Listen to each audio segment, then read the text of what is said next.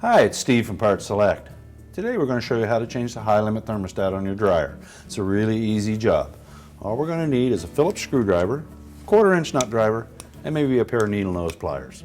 Let me show you how we do it. Before we begin this repair, the first thing we'll do is disconnect the power to the dryer. If your dryer has a cord on it, simply remove it from the receptacle. If it's a hardwired dryer, you'll need to locate the breaker panel or the fuse panel and disconnect the power at that source. Now the first step will be to remove 2 Phillips screws. They're located about 1 inch in from either side and they're angled outward. So if you don't have the opportunity to tilt your dryer back, you'll probably have to use a stubby Phillips screwdriver.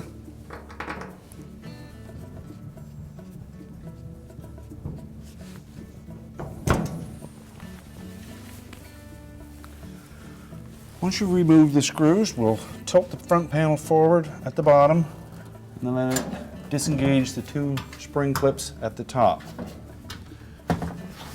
Now if you have room to just turn the front panel around and lean it up against the side of the cabinet, that will be fine. If you don't, you'll need to remove the 2 wires to the door switch. Slide those terminals off and disengage the harness from the harness clip, and then we'll set that front panel aside.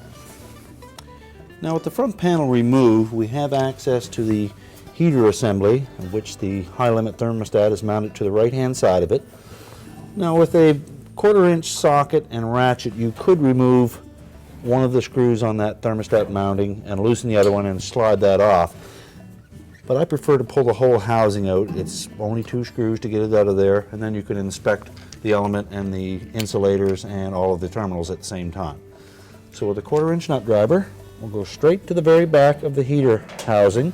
And there's 1 1/4 inch hex head screw that secures it to the back heat duct. And then there is one on a little tab at the front to secure it to the base.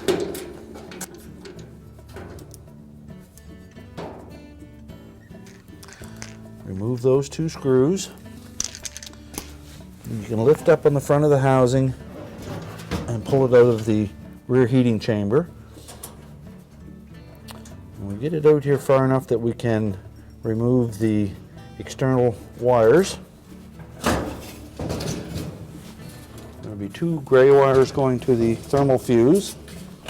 Just pull those off. If they're on really snug, you could use a pair of needle nose pliers to pull them off. And there's a wire going to one side of the heating element. Simply remove that. And the other one attaches directly to the high limit thermostat.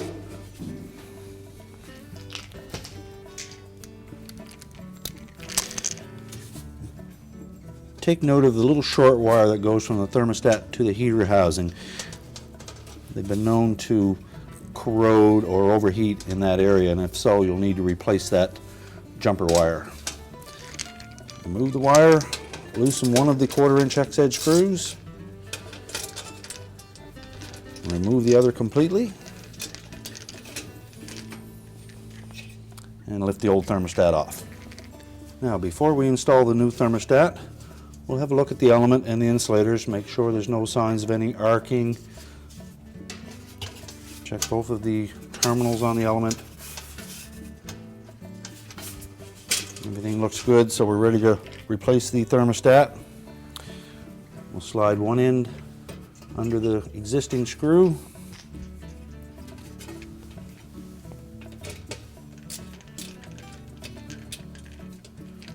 Install the second screw, tighten them both. Reinstall the jumper wire. Make sure it's snug on that terminal. Then we'll reconnect the other heater wire. We'll slide the element into place.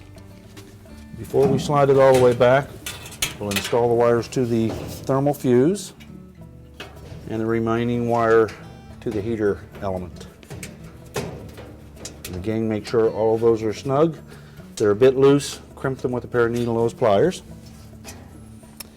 We'll line up that heater housing until the tab lines up with the screw hole. I'll reinstall that screw.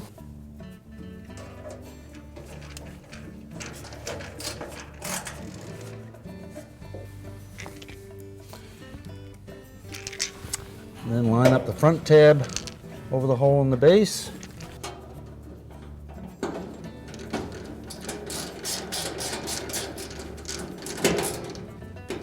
Make sure both of those screws are snug and secure. Slide that wire back into the harness. And now we're ready to reinstall the front panel. Make sure the wire harnesses are in their proper positions.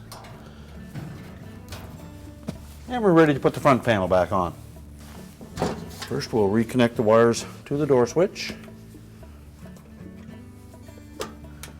Make sure the terminals fit snugly on the switch.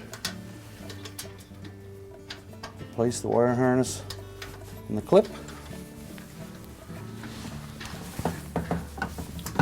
Now we'll line the front panel up with the cabinet, tilted out at the bottom, and we want to engage those two clips at the front edge of the main top.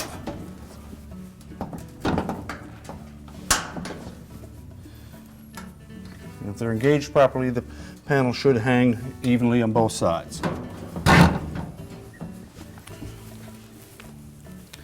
Make sure that the door switch wires didn't pop out and get caught between the cabinet and the front panel. And then we're ready to reinstall the two screws.